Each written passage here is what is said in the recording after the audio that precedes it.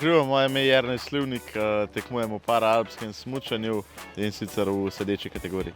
To bojo zame že tretje paralimpijske igre. Letos bom nastopil prvič v superveleslalomu, pa tudi v veleslalomu. Dober dan, moje ime je Tabela Dovžan, sem paratekačica na smučeh.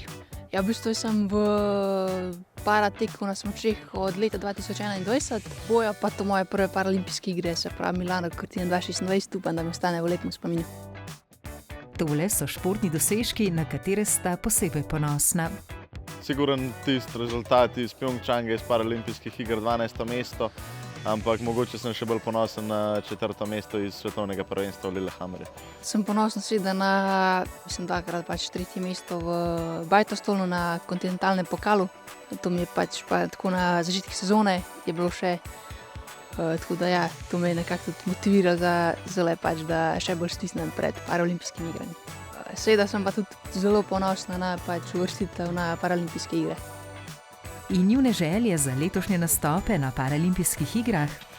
Nekih želja v pričakovanju nimam, ker sem si rekla, pojdi, uživaj, izkušnja bo fletna in to je to. Grem tja brez pričakovanj, bo kakor bo. Če bom prišel v cilj, pa bom vedel, da sem odsmučal tako, kakor znam. Na kjer mest me bo to na koncu prinesel, bomo videli tam. Tako da jaz bom zadovoljen, če bom pokazal dobre predstave. Tabejo in Jerneja smo ujeli na treningu in na fotografiranju v novih reprezentančnih oblačilih. Še zadnji tekmovalni nastopi, še zadnje priprave, tudi na snegu seveda in stopnjevanje, hkrati pa seveda ta odgovornost, da tudi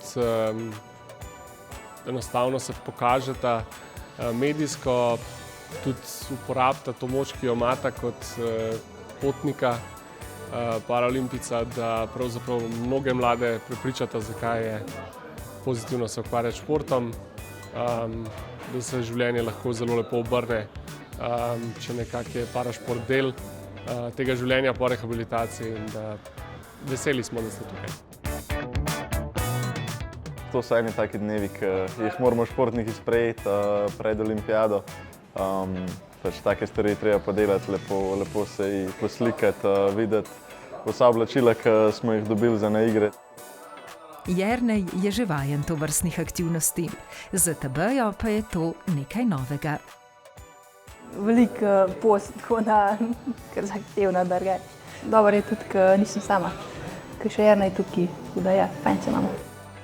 Paralimpijske igre se že tradicionalno odvijajo na istih prizoriščih kot olimpijske igre.